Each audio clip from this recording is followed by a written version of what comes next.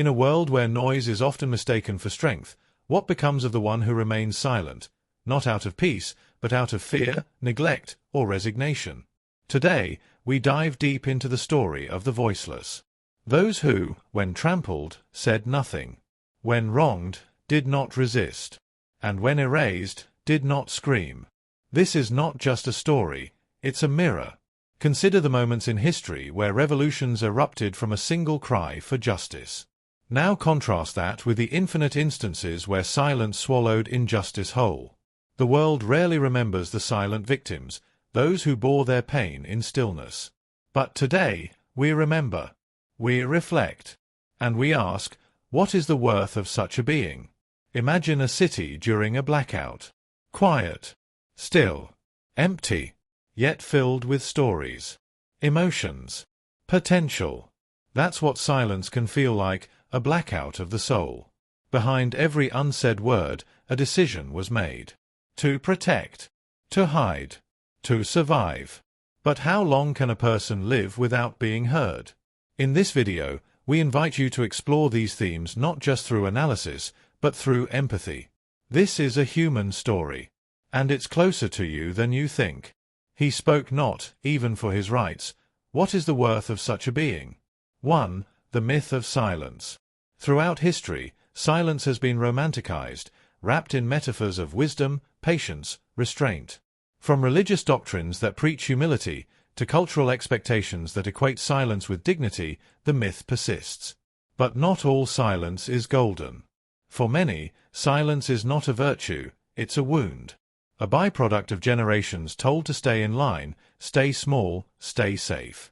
In some cultures, speaking up is discouraged from birth, especially for women, the poor, and the marginalized. To remain silent is seen as good behavior. But what's the cost? Silence can be weaponized by the abuser, the tyrant, the indifferent bureaucrat. They rely on your silence. They thrive on it. And every time you bite your tongue, they grow stronger. It's important to differentiate silence born of mindfulness from that born of oppression. One creates room for peace.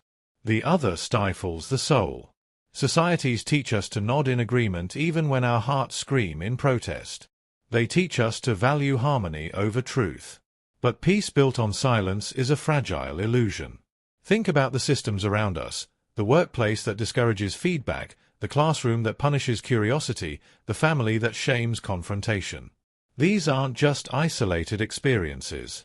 They're part of a broader myth that silence is strength, when in reality, it is often submission disguised as serenity. We must distinguish between chosen silence and enforced silence. One empowers. The other erases. 2. The anatomy of oppression. Oppression is not always overt. Often, it is systematic, subtle, and deeply psychological. It starts in the classroom, where questioning is punished. It thrives in workplaces, where dissent means unemployment. It grows in homes where obedience is demanded, not earned. Imagine a child constantly told to shut up. Over time, that command becomes a belief. That belief becomes a behavior. That behavior becomes a personality. And that personality is what society meets, a quiet, compliant adult who doesn't dare speak up. Now multiply that by millions. These systems don't just silence, they groom silence. Through media, policy, and culture, they normalize the idea that speaking out is dangerous, rebellious, wrong. And then they punish those who dare to break that norm. Look at authoritarian governments that jail journalists, corporations that blacklist whistleblowers, families that treat questions as disrespect. These are not accidents. They are intentional designs of power to preserve power. Oppression thrives in silence. It festers in the quiet moments where someone wants to scream but doesn't. When someone wants to leave but stays. When someone wants to fight back but folds. When we analyze the anatomy of oppression, we must understand the silent wound it leaves. A wound that bleeds invisibly through generations. 3. Case studies of silence. Let's talk about Shima. Every morning, she boards a crowded bus to reach a garment factory on the outskirts of Dhaka. The air inside is thick with humidity and exhaustion. She's been working there since she was 13. Her supervisor often shouts at her, sometimes touches her inappropriately. She knows it's wrong. But she also knows what happened to the last girl who complained. She never returned. Shima stays quiet.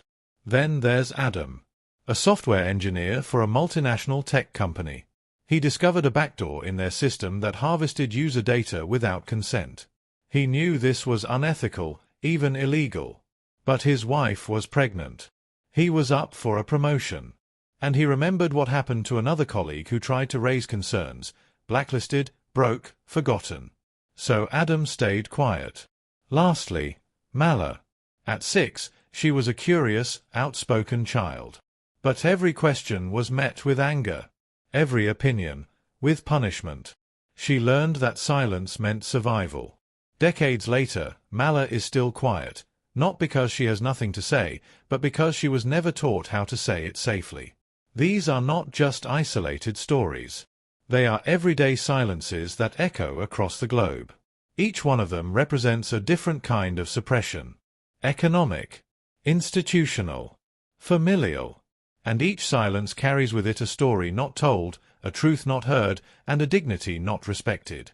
4. The world's response. So how does the world respond to silence? Often, it doesn't.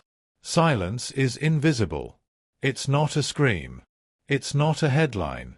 It doesn't trend, unless it's forced into the light by tragedy. We wait until someone breaks. Until someone dies. Until the silence becomes unbearable, and only then do we listen. We rally when the silence becomes explosive, when it's no longer possible to ignore. But what about before that moment? Before the explosion? The quiet before the storm often tells us more than the storm itself. Sometimes the world romanticizes the silent sufferer. We say, she's so strong for enduring it all. We admire the quiet, stoic types, thinking that silence is a sign of resilience. But enduring is not the same as healing. Silence does not equal strength. It often signals fear, trauma, or despair. Occasionally, silence is interpreted as consent. They didn't complain, so it must be okay. That's a dangerous assumption. In law, in ethics, in humanity, we must learn to listen between the lines. To read the silence as a signal, a warning, a plea. And even when the world listens, it often moves on too quickly. One day it's on the news, the next it's forgotten. Hashtags fade. Movements get co-opted. The candlelight goes out. But the silence remains. To truly respond to silence, we must act before the tragedy. We must notice the quiet ones in the room. The ones who flinch, who hesitate, who lower their eyes. We must ask ourselves not just who speaks the loudest, but who is missing from the conversation entirely. 5. Philosophical reflection. What does it mean to be human if one's voice is never heard? If a life is lived without resistance, without protest, without assertion, does it lose its meaning, or does it reveal something deeper about our shared fragility? Philosophers have long debated the concept of agency. Existentialists, in particular, argue that to exist is to act, to choose, to assert, to create meaning. So what happens when a person cannot choose to speak? When silence is not a choice, but a prison? Some say the worth of a being lies in what they contribute to the world. But what if their contribution is simply survival? What if, by continuing to live, despite the injustice, the humiliation, the trauma, they affirm a quiet resistance that we've overlooked? Perhaps the silent being does not lack worth, but reflects our lack of perception. Perhaps their presence is a reminder of what we fail to notice. The dignity that doesn't demand attention. The pain that doesn't need to scream to be real. In silence, there is depth. But there is also danger. A society that does not value the silent has failed to build a system of care. A world that only listens when forced to has forgotten its moral duty to attend to the unseen. So we must ask, is our empathy conditional? Is our recognition of humanity tied only to volume? Or can we sit in stillness long enough to understand those who speak not, even for their rights? This philosophical inquiry is not abstract. It's a real call to rethink the value systems we inherit. A call to redefine strength. A call to recognize that sometimes to be voiceless is not to be worthless, but to be waiting for someone to truly hear. 6. Breaking the pattern. So, what does it take to break the pattern? To move from silence to sound, not in volume, but in presence. Not in noise, but in knowing that your voice matters. The first step is awareness. Recognizing that the systems we live in often reward silence and punish truth. That our learned behaviors, our hesitations, our fears, did not begin with us. They were taught, passed down, inherited like old furniture we never questioned. To break the pattern, we must first name it. Call out the culture that tells children to be quiet instead of be honest. Confront the workplaces that dismiss feedback as insubordination. Challenge the governments that fear transparency. And perhaps hardest of all, examine the parts of ourselves that have internalized the silence. The times we looked away, stayed safe, said nothing. Change begins in small acts. A whisper where once there was none. A question asked in a room that discourages them. A decision to stay when the instinct is to withdraw. Empowerment does not always roar. Sometimes it begins with trembling lips that say, "No more." But breaking the pattern isn't just an individual act, it's a communal responsibility. We must create environments where speaking up doesn't feel like a risk, but a right. Where children are encouraged to question. Where the vulnerable are protected, not punished. Where silence is respected when chosen, but never assumed. Ask yourself, in your home, your school, your office, who isn't speaking? And more importantly, why? Empowerment is contagious. One voice can unlock another, and another, and then many, until silence is no longer the default, but a choice. Until dignity does not depend on decibels. 7. The cost of indifference. There's a silence more dangerous than fear, indifference. The quiet shrug. The turned face. The muted conscience. It doesn't scream. It doesn't threaten. It simply looks away. Indifference is the thread that weaves injustice into the fabric of our lives. It tells us, it's not your problem. Stay out of it. Keep walking. But every time we choose silence in the face of suffering, we stitch another seam into a world that normalizes harm. Ask yourself, how many times have we passed by pain, rationalizing our inaction? How many stories have gone untold because listeners never came? How many systems persist not because they are right, but because those with power chose not to speak? Indifference is not neutral. It preserves what should be challenged. It sustains what should be dismantled. It is not passive, it is complicit. And the cost? It is paid by the marginalized, by the child unheard, by the whistleblower punished, by the dreamer deported, by the neighbor we lost to despair because we never asked, "Are you okay?" But indifference costs the indifferent, too. It robs us of connection, of depth, of meaning. It dulls our humanity until we forget that change was ever possible at all. We must not confuse peace with quiet. Just because the world isn't screaming doesn't mean it's healed. Often, the worst things happen in the quiet, under the radar, behind closed doors, as indifferent eyes glance away. To speak, to act, to care, it may not change the world overnight. But it draws a line. It says, "I was here. I saw. I did not ignore." Because in the end, history does not only remember what was said. It also remembers who said nothing. 8. A new definition of strength. Strength. We've been taught to see it in certain forms, loud voices, bold gestures, commanding presence. But strength isn't always loud. Sometimes, it's the quiet act of trying again. The whispered truth finally spoken. The choice to stay visible, even when you want to disappear. A new definition of strength is emerging, one that includes vulnerability, softness, patience. The ability to hold space for others and to listen deeply. The courage to be wrong, to apologize, to learn. These are not signs of weakness. They are radical acts of humanity in a world that often rewards hardness. In the old world, strength meant dominance. In the new world, strength means dignity. It means reclaiming your voice not to overpower, but to connect. To build bridges, not walls. Strength is the child who speaks up for a friend being bullied. The employee who asks a difficult question in front of leadership. The refugee who tells their story for the first time. The survivor who finally says, "This happened to me." And it is also the person who hears those voices and believes them. Who creates space for others without needing the spotlight. Who uses their privilege to amplify, not to overshadow. When we expand our definition of strength, we unlock new possibilities for what it means to be whole. We stop measuring power by who can shout the loudest and start honoring those who speak with honesty, even if their voice shakes. True strength is not in never being silenced, it's in finding your voice again after silence. Not once, but over and over again. 9. Restoring the power of listening. We speak of finding our voice, but what of those who listen? In a world where everyone is shouting to be heard, true listening has become an act of rebellion. Listening is more than hearing. It is presence. Attention.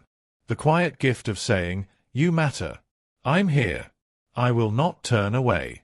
Some voices never needed to be louder, just heard. Some cries were not for rescue, but for recognition. When we truly listen, we don't just gather information, we offer dignity. We return someone's humanity to them. We say, "You don't need to earn my attention. You already deserve it." The silence of a good listener is not emptiness. It is sacred space. It is the pause that allows others to breathe, to speak, to exist fully in their truth. But real listening takes practice. It demands we silence our assumptions. It asks us to stay when what we hear is uncomfortable. It means not planning our rebuttal, but sitting with another's reality. And that can be hard, especially when their truth challenges ours. Still, this is how healing begins. One voice, met not with judgment, but with stillness. With care. With, "I hear you. Keep going." Imagine a world where every child knew their words would be received, not dismissed. Where survivors spoke without fear of disbelief. Where conversations were not competitions, but co-creations. In restoring the power of listening, we restore connection. We remind ourselves that silence can be beautiful, not as avoidance, but as attention. And that some of the most profound responses require no words at all. 10. When silence is sacred. Not all silence is absence. Not all quiet is weakness. Sometimes, silence is sacred. Chosen. Needed. Whole. In a world addicted to noise, to constant reaction, to endless output, silence becomes a form of resistance. It is a return to self. A reclamation of space not to be filled, but honored. The kind of silence we choose, not the kind forced upon us, that is where strength lives. The moment after pain, when we need stillness to gather ourselves. The hour before action, where clarity takes root. The breath before speech, where meaning prepares to emerge. We must not confuse sacred silence with silencing. One is healing. The other is harm. One is chosen. The other is imposed. And we feel the difference, deep in the body, deep in the soul. Some voices go quiet not because they've been broken, but because they are listening, watching, mourning, becoming. And that, too, is power. To not rush to fill the void. To not perform for approval. To simply be. In your own time. In your own rhythm. We are not machines, designed to output constantly. We are human. We pause. We retreat. We reflect. And in that pause, growth. In that retreat, recovery. In that stillness, truth. Let us honor the silence that follows trauma. The silence that holds prayer. The silence between two people who understand each other without needing to speak. Because sacred silence does not erase voice, it prepares it. Not every moment needs a sound. Some need only presence. Intention. Breath. 11. Teaching the next generation to speak. We are not only inheritors of silence, we are also its stewards. What we choose to teach the next generation will shape whether silence is a cage or a sanctuary. So how do we raise voices instead of suppressing them? It starts with how we speak to our children. When a child interrupts, do we silence them, or do we listen? When a teenager disagrees, do we punish the defiance, or honor the courage it takes to think independently? We must raise children who are fluent in expression, who know that their thoughts, their feelings, their questions matter, who do not mistake obedience for worth, and who understand that their voice is not just allowed, it is needed. But teaching speech is not just about talking, it's about modeling. Do they see us apologize when we're wrong? Do they hear us speak truth to power, even when it's uncomfortable? Do they witness us listen? Because children learn by watching. And if they grow up in homes, schools, and societies where silence is rewarded and speaking up is punished, they will learn to disappear. We must teach them otherwise. Teach them that boundaries are valid, that consent matters, that no voice is too small, and no question is too inconvenient. And most of all, teach them that silence can be chosen for peace, but never accepted out of fear. Because their words have the power to shape the world they will one day inherit. And if we do this, truly, then maybe the next generation will not have to reclaim their voices, because they will have never lost them to begin with. He spoke not, even for his rights. And what is the worth of such a being? The truth is, we have all been that being at some point. Quiet not by nature, but by necessity. Silenced not by choice, but by fear, or fatigue, or futility. But silence is not our final form. We are not meant to fade. We are meant to become, to question, to create, to speak, to fill the space we occupy not just with sound, but with self.